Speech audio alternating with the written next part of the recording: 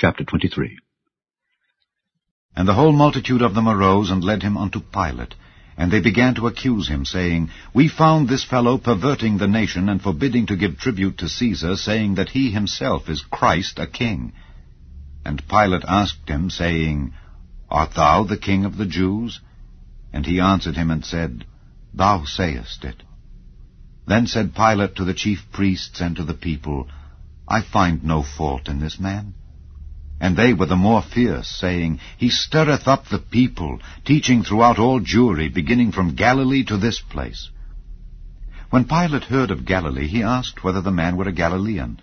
And as soon as he knew that he belonged unto Herod's jurisdiction, he sent him to Herod, who himself also was at Jerusalem at that time.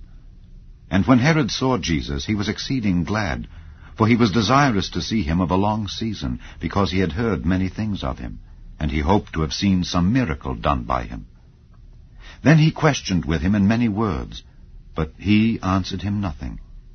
And the chief priests and scribes stood and vehemently accused him. And Herod with his men of war set him at naught, and mocked him, and arrayed him in a gorgeous robe, and sent him again to Pilate.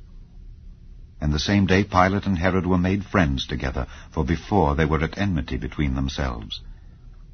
And Pilate, when he had called together the chief priests and the rulers and the people, said unto them, Ye have brought this man unto me as one that perverteth the people. And behold, I, having examined him before you, have found no fault in this man touching those things whereof ye accuse him.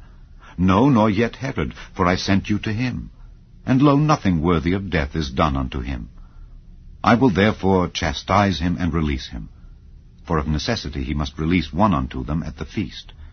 And they cried out all at once, saying, Away with this man, and release unto us Barabbas, who for a certain sedition made in the city, and for murder was cast into prison.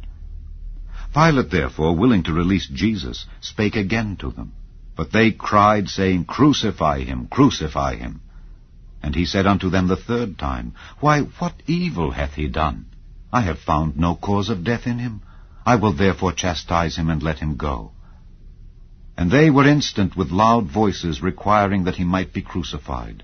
And the voices of them and of the chief priests prevailed. And Pilate gave sentence that it should be as they required. And he released unto them him that for sedition and murder was cast into prison, whom they had desired. But he delivered Jesus to their will. And as they led him away, they laid hold upon one Simon, a Cyrenian, coming out of the country. And on him they laid the cross, that he might bear it after Jesus. And there followed him a great company of people and of women, which also bewailed and lamented him. But Jesus, turning unto them, said, Daughters of Jerusalem, weep not for me, but weep for yourselves and for your children. For behold, the days are coming, in the which they shall say, Blessed are the barren, and the wombs that never bare, and the paps which never gave suck. Then shall they begin to say to the mountains, Fall on us, and to the hills, Cover us. For if they do these things in a green tree, what shall be done in the dry? And there were also 2 other malefactors led with him to be put to death. And when they were come to the place which is called Calvary, there they crucified him, and the malefactors, one on the right hand, and the other on the left. Then said Jesus, Father, forgive them, for they know not what they do. And they parted his raiment, and cast lots, and the people stood beholding.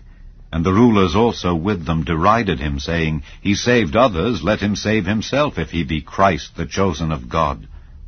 And the soldiers also mocked him, coming to him, and offering him vinegar, and saying, If thou be the King of the Jews, save thyself.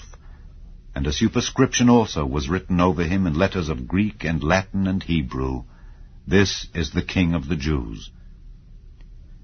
And one of the malefactors which were hanged railed on him, saying, If thou be Christ, save thyself and us. But the other answering rebuked him, saying, Dost not thou fear God, seeing thou art in the same condemnation? And we indeed justly, for we receive the due reward of our deeds, but this man hath done nothing amiss. And he said unto Jesus, Lord, remember me when thou comest into thy kingdom. And Jesus said unto him, Verily I say unto thee, today shalt thou be with me in paradise. And it was about the 6th hour, and there was a darkness over all the earth until the 9th hour, and the sun was darkened, and the veil of the temple was rent in the midst. And when Jesus had cried with a loud voice, he said, Father, into thy hands I commend my spirit. And having said thus, he gave up the ghost. Now when the centurion saw what was done, he glorified God, saying, Certainly this was a righteous man. And all the people that came together to that sight, beholding the things which were done, smote their breasts and returned. And all his acquaintance and the women that followed him from Galilee stood afar off, beholding these things.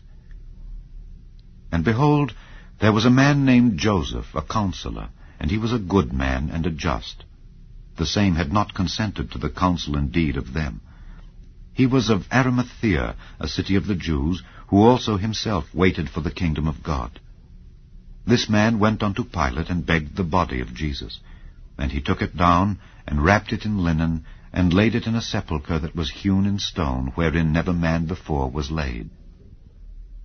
And that day was the preparation, and the Sabbath drew on.